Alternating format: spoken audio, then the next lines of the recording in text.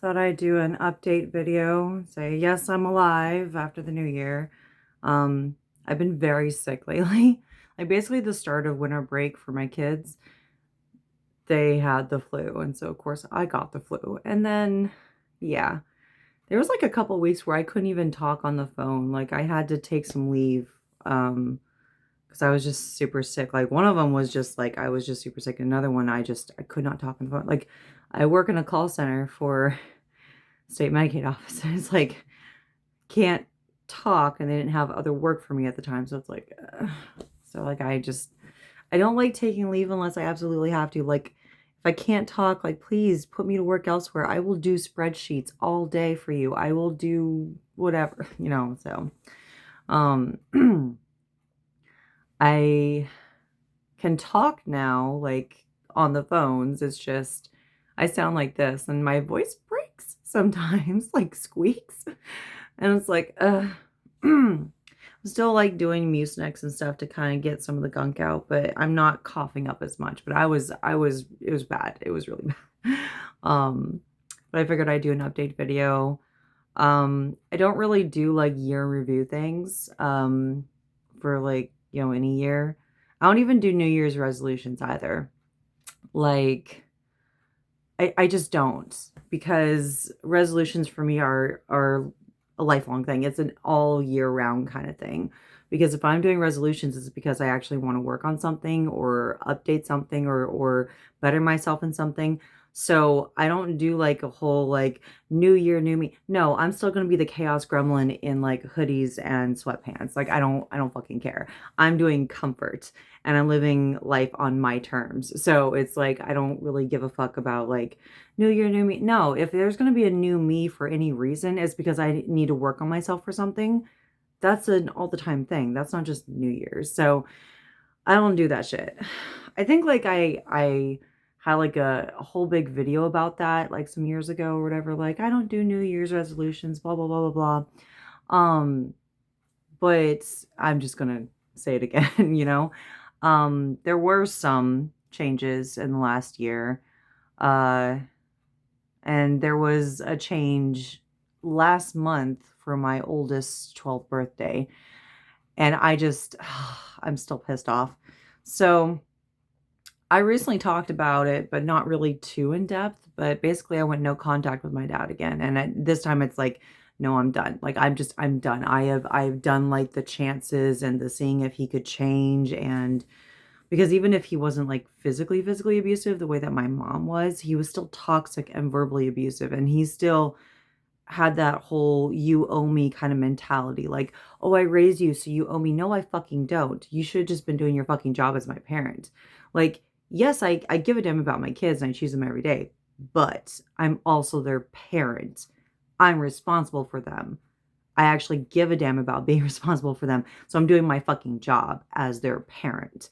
So I'm not expecting them to owe me in the future. No, I'm doing my fucking job. If they want to help me with stuff in the future, then that means cool. Like, okay, so, I'm a decent enough person that they feel like they should, want to help me. But it's not an obligation. And my dad always treats everything with an obligation. He always treats everything with like this transactionary kind of mentality. Like he looks at everything as a transaction. Nothing has ever been unconditional for him, including loving his kids. Like basically he was always obsessed with prestige and image and how far he can go in life. And so any accomplishments that me and my sister had, that was just bragging rights for him. That was just to make him look good. Like, oh, see, they have accomplished something because I'm such a great parent. Like that is how he treated us. None of my shit he was ever proud of because of what I accomplished. It was how good it made him look. And he literally is just looking through this lens of a very entitled, very privileged, white older man perspective. Like he's looking at everything through those lenses. So, what's happening in this country, and even if that's were part of the reason why, I was also fed up because it didn't seem like there was any traction. It didn't seem like there was any progress with him. Like the last time I went no contact, the only reason he contacted me is because he was in a car accident where he almost died. And he showed like all the things that he had to go through and all the surgeries and everything, and showed pictures of the car that was totaled and all that stuff. And I'm like, okay, maybe I'll give him another shot. And I really tried to understand that, okay, maybe he was struggling too as a single parent after my parents' divorce finally finalized. And he was able to actually get custody of me and my sister. But I was a teenager by that time. Like there was a huge gap of years that he doesn't know me anymore or my sister. And he was hardly around when I was growing up. So it's like, because he was always working, he was always, traveling, he was never home. So there was a lot that my mom could get away with. Like it was really easy for her to when my dad was not present. And then when he tried to be present, my mom spun so many tales of abuse and other things, and she got away with so much shit. And she knew how to work the system to her advantage. So she got away with heavy abuse for years. And my dad was not privy to that. So it was years later that he found out a lot of the stuff that I went through on behalf of my sister. So my sister wouldn't go through it, but also some of the things that she went through. And it just, he was struggling to understand. But the thing is that even if he didn't know the extent of the abuse or the exact details, he was not there to support me in the aftermath, because that's the thing that people don't get. It's all good and fine if you want to help someone to escape abuse, but the aftermath is the real part that you need support in, and continued support.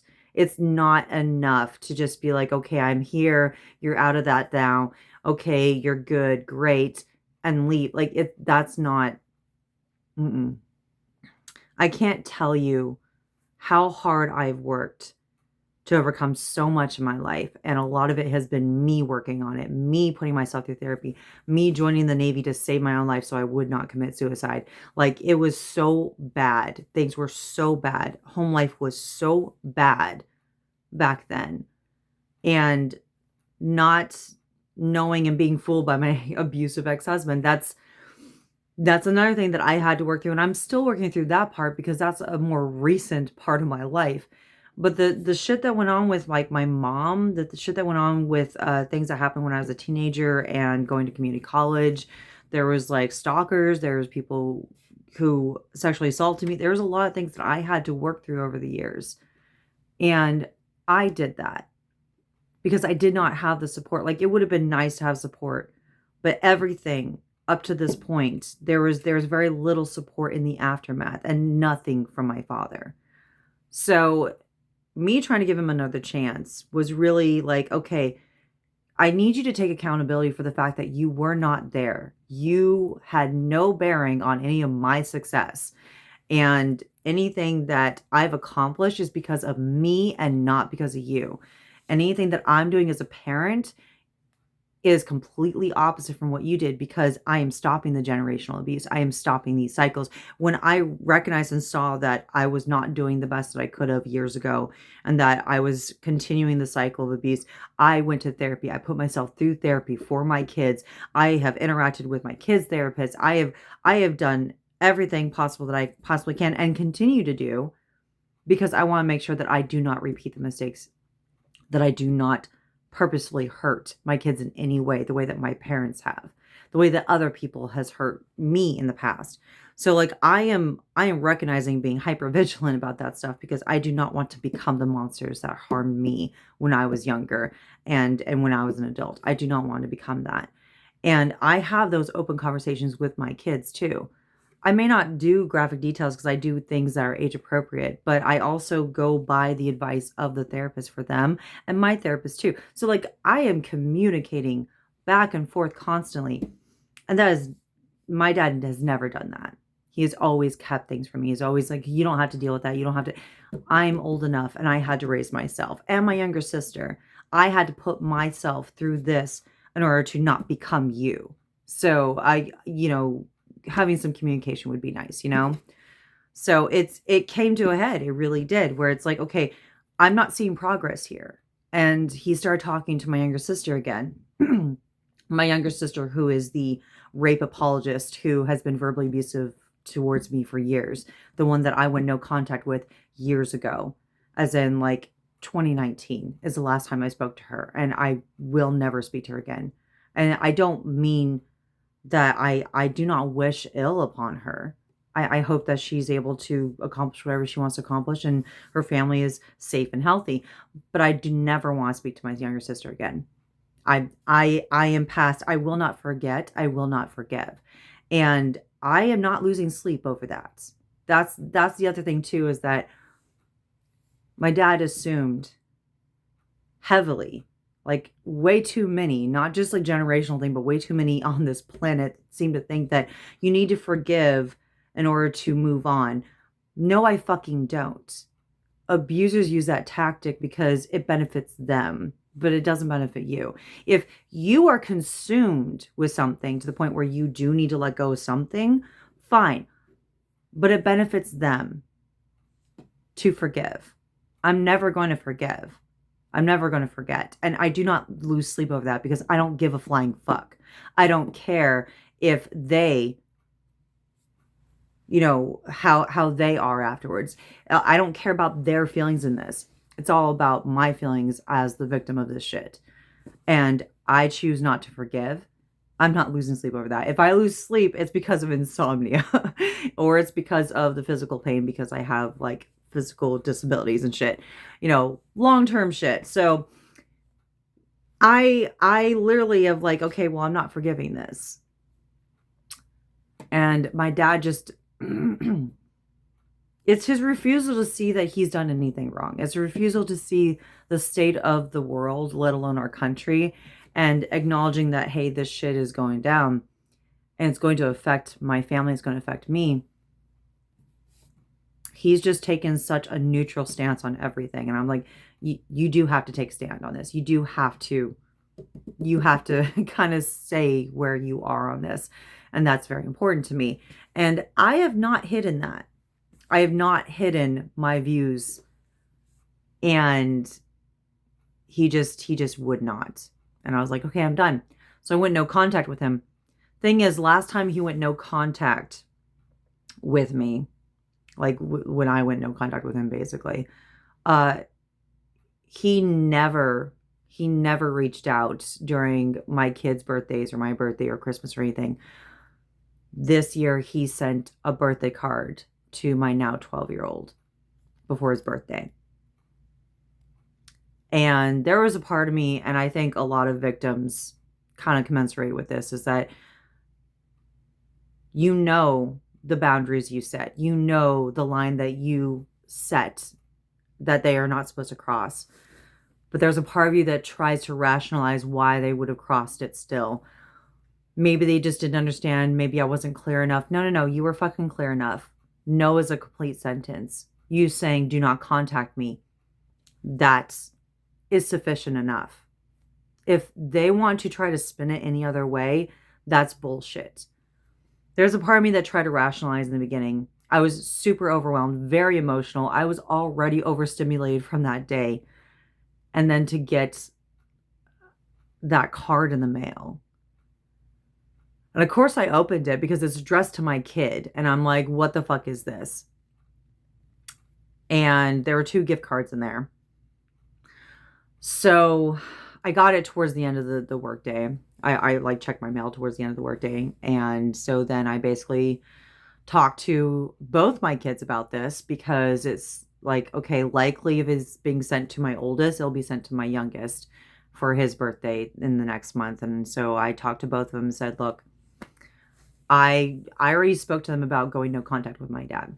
I was like, hey, this is what's happening.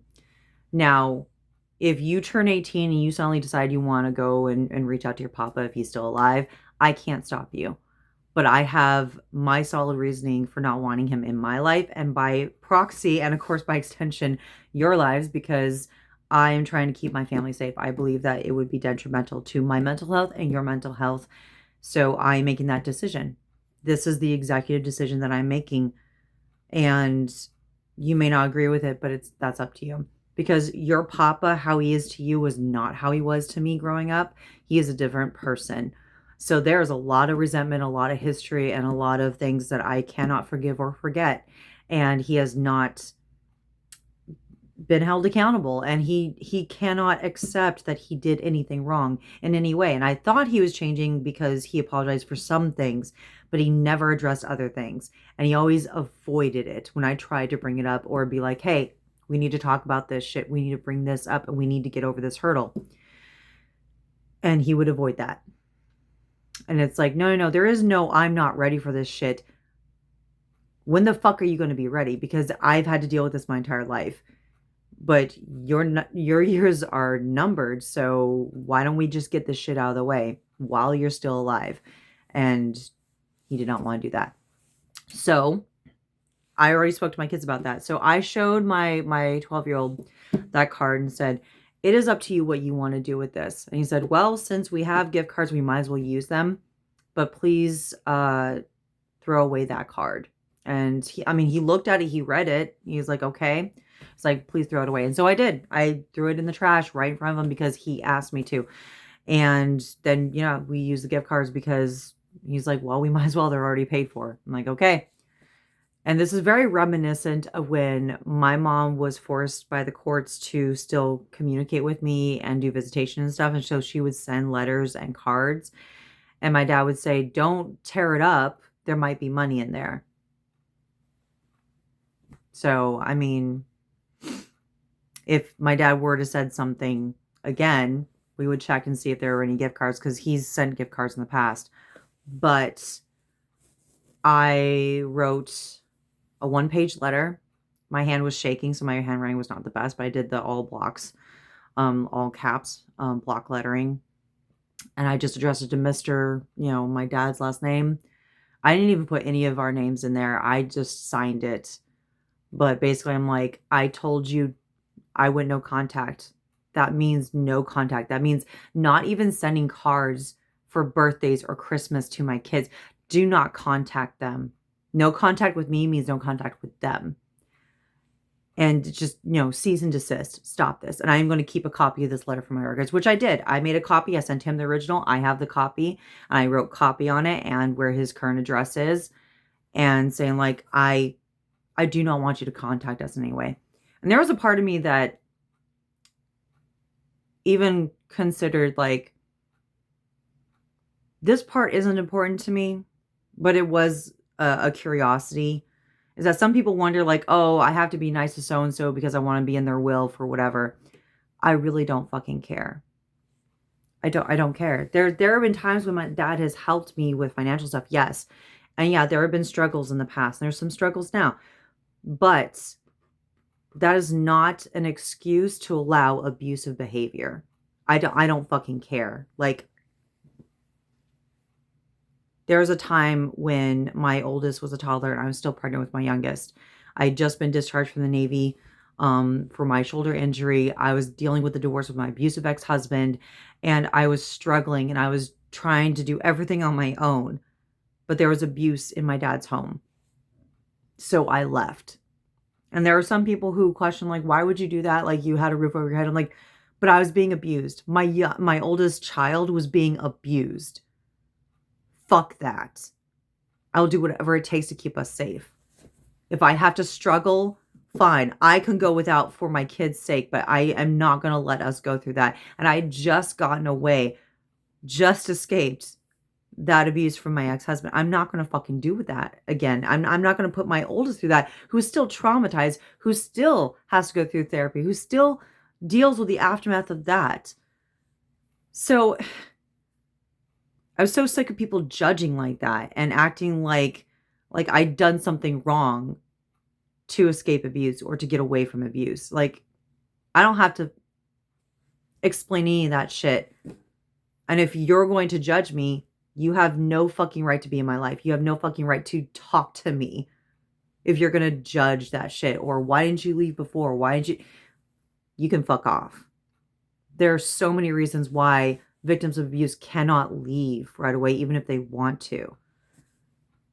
And my dad even kind of questioned that shit. And it's like, the people that I trusted during that time ratted me out to my ex-husband, and that escalated the abuse. So I couldn't talk to anyone. I even cut certain some blood relatives out of my life because those assholes couldn't accept the reality that my ex-husband was that monster because he charmed everyone. And they were not supportive in the aftermath, and they ghosted me afterwards. I'm like, okay, I see where you stand in this. I'm not going to have that in my life. I don't even know why I bothered keeping you like on my Facebook, like as a friend. I don't even know why I bothered trying to keep contact with you when this is how you see me, when this is how you don't even give a flying fuck about my children's lives or how they're doing. You want to resent me? Fine. Even though I had no reason for you to resent me. But you don't even care about my kids. So fine. So there was a lot of people that I cut out of my life last year, and it just came to a head.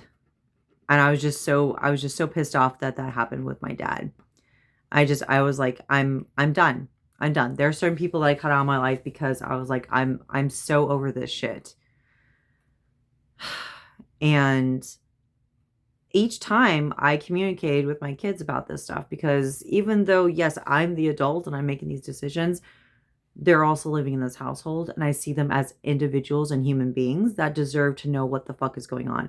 Even if I don't give them graphic details of stuff, I'm still keeping them in the loop because it affects their lives. I'm giving them autonomy, and that is something that I never had, whether it was as a child or as an adult.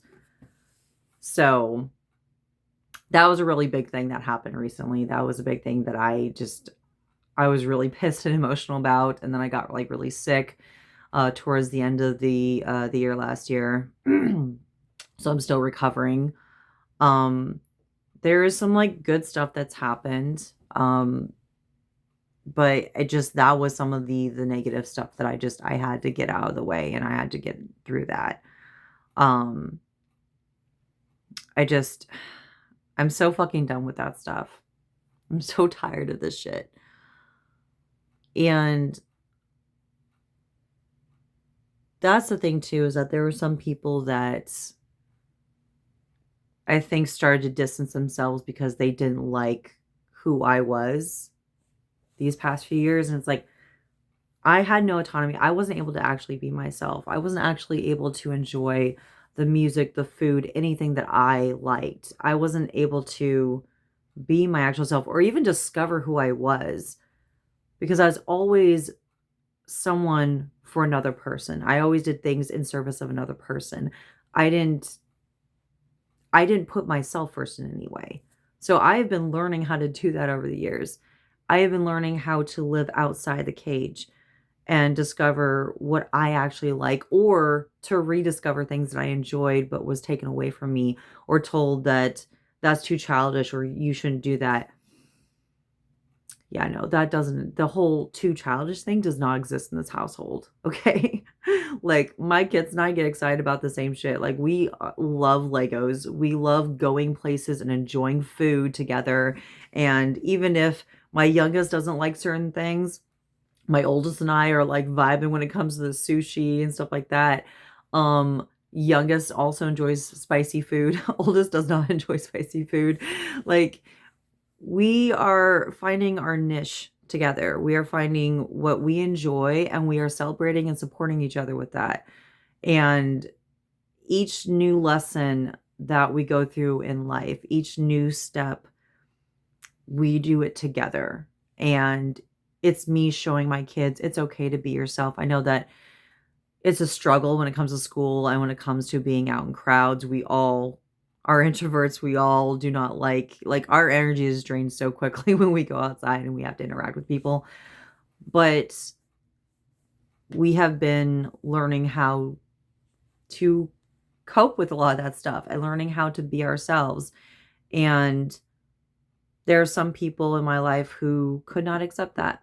They couldn't accept the real me because they're so used to the person who put on a smile and a mask and pretended that she wasn't having ideation 24/7. I'm not in danger of that now. Like that is literally in the past. Like I have found so many reasons to live over the years. I have found so many reasons to push myself and to overcome things. And I had to find that because I was not given the support in the aftermath. Support in the aftermath is very important for a lot of people. Um, I am just a stubborn bitch. I'm a chaotic, stubborn bitch. I have always been incredibly aggressive and assertive. I've always been in your face. And I think that is how I survived without as much support in aftermaths of things. Um, but I am showing my kids that it's possible to do that as well. That it support and people being there for you is great and it is important, especially if you're going through something. But there are also ways that you can find something that works for you as well. So I'm trying to teach my kids that it's okay to ask for help. It's okay to get support from others. It is okay if you're not okay and to reach out if you need something. I'm teaching them how to look for resources in that way because I didn't have resources and I had to struggle a lot on my own. But I'm also teaching them to stand on their own. I'm also teaching them that it's okay that they don't have to like have someone in their life in order to be worth something or seen as worthwhile, that they are important on their own. And that is something I think also that my dad never taught me because he wasn't around to teach me that stuff. And then he felt that he was owed things or that he felt that I was obligated to give back to him simply for him existing in my life as a biological parent. And I rejected that notion. And I reject that notion too. I have told my kids if I am ever abusive or if they feel that I'm abusive or toxic, it doesn't matter if I actually am or not. Like it's how they feel. And if they need to, they should cut me out of their life if they're able to in the future. If it gets to that point, then I've obviously fucked up because like if I'm doing my job well, but if I am also a decent enough person to my kids and see them as human beings and treat them as such and treat them as equal people, then there shouldn't be a reason for them to go no contact. But if they do, I have to respect that. And I'm teaching them that it doesn't matter who it is in their life. That if they go no contact with them, it's because they're doing it for their mental health, for their physical health, for whatever reason they have, it's for them. And it's them feeling that that's the best for them. And that should include me too. I should not be exempt because I am their biological mother, because I am their mother, and because I'm raising them. I should not be exempt from that. No one should be exempt because they should not feel obligated to keep me in their life if I have done wrong by them. And that is the other thing that I was never taught. That is the other thing that unfortunately was a generational thing, is that you should keep them in your life because XYZ. So to circle back to what I was starting before, I didn't know, that me doing this, if my dad would keep us in the will, because I don't know if I'm even in the will. That's the thing, is that I had the conversation with my dad years ago, way before any of this, way before even my youngest was born, because I talked about that eventuality that, life happens and he will pass at some point. Does he have his affairs in order? I didn't ask him for details about his affairs, about the will or who was in it or what. I did request my grandpa's World War II shave kit and some of his World War II military items, but that's just because of me being the third generation Navy and me kind of liking military and historical stuff. So that was one of the things that I did ask my dad. Like, hey, that's something I would like, but that's the one thing that I think I asked for, honestly, is just like some historical family stuff that would be sentimental to me, but not because I found like it would be worth something or anything. It's worth something to me. I think that's the only thing I asked for. Otherwise, I didn't ask for any details about my dad's will or who was in it or whatever. I just asked, do you have everything in order? Because there was a kerfuffle with my grandpa's stuff and his will, and it was a shit show with my family and my dad's older half sister who botched everything. And then because my grandpa had like almost $1 million, I think, and she fucked everything up so badly to where no one got practically anything. And then she didn't get to keep any of it because she kept squandering it on trying to keep it in the courts. It was a clusterfuck, and the paperwork was all messed up with my grandpa. And it's like, so my dad didn't appoint either me or my sister or anyone as an executor. He has completely a third party, all that set up. So I was like, I was glad. I was glad that my dad did things a bit more precise than my grandpa did, so that everything, his affairs are in order the way that he would like them to be, and that it will be executed according to his wishes outside of any one person. So it's set then. So I don't know if even back then I or my kids would have been part of the will. I don't care. I really don't. Like, I don't care. I mean, I don't wish my dad to die or anything, but the time that he does pass, whenever that may be, I don't care if we are in the will or not. I cared enough to ask, like, do you have your affairs in order? Is it more precise than what happened with grandpa? And he said, yes, I do. I have everything set. So I'm like, okay, that's good. Um, but I did tell him in the letter, I said, you have another daughter and her child. Go talk to them because you've been in contact with them anyway. So it's like, but I set this line, I set this boundary, and it was crossed. I said not to do that. So far, we have not received anything else. I didn't get anything for Christmas with the boys or me. So I'm like, okay, maybe he'll actually listen. Maybe he will not contact us because I set that boundary. It needs to be adhered to. I think me saying that I'm keeping a copy of this for my records also may have helped, because it's like, if you don't stop this, I will find some way to go to court, because I do not want to be contacted by you. I do not want my kids contacted by you. I am their legal guardian, not just their mother. So if I say this shit is set in stone for a boundary, then you need to fucking keep it. So I guess even if I don't have a New Year's resolution, I hope that wherever you are, whoever you are, if you have set boundaries, if you have said, I do not like this, that people adhere to it. And if they don't, I hope that you go at them full force, because you deserve peace and health, and not to be bothered by those assholes, because it just, you shouldn't. If you set boundaries, people who get mad at you setting boundaries, they're the monsters. They're the ones you should not have in your life, because there's no fucking reason for them to be upset about you setting boundaries that are good for you. So even though I have been really big on setting boundaries over the years, I'm still going to reiterate that. I'm still going to keep doing that. I'm going to find what works best for me and my kids and the people that I love in my life. So I'm just continuing that like I have for years.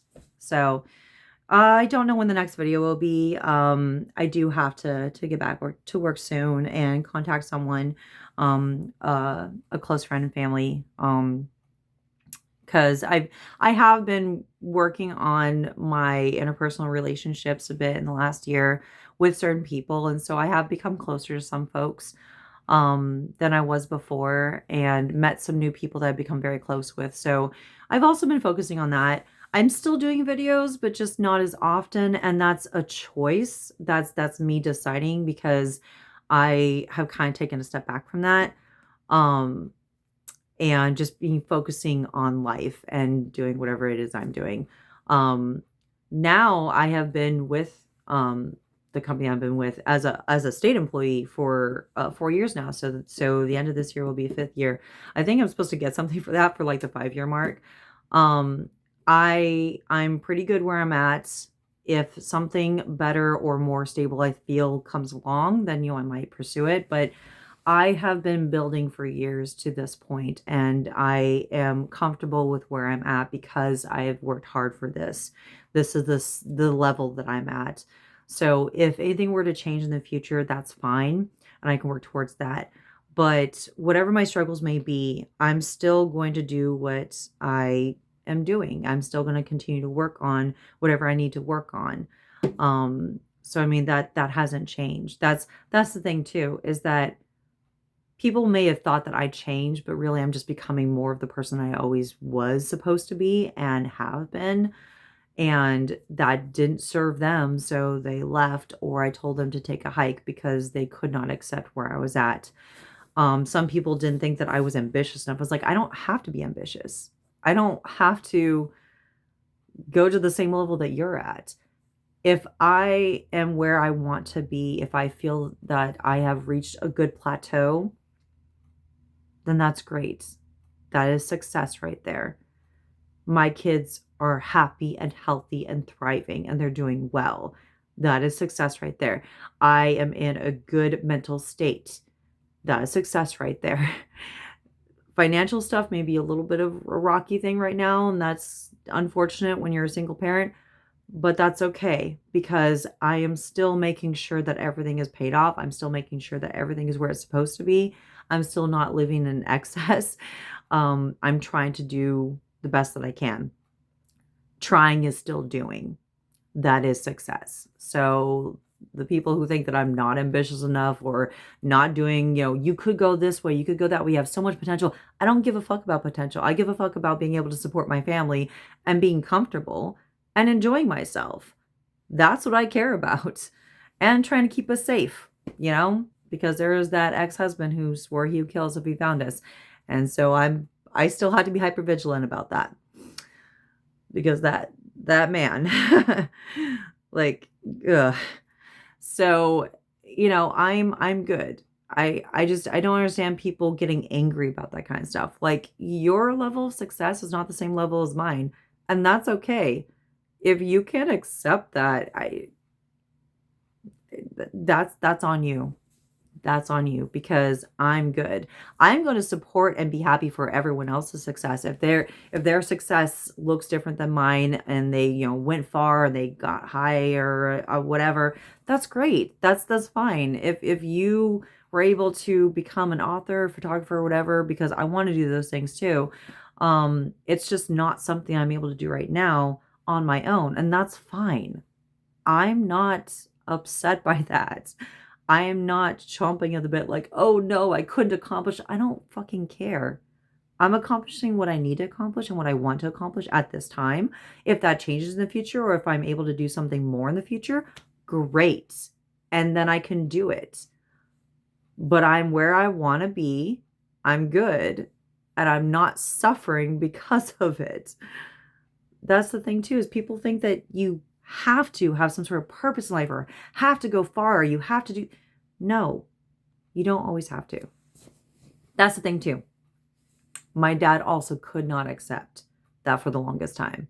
Now, he may have recently said last year that, yeah, you're being very successful. You're doing what you can. You're doing the best you can. So that's great. So he was trying to be slightly more supportive. But for many years, he constantly comment about like, you have so much potential. You could do this. You could do that.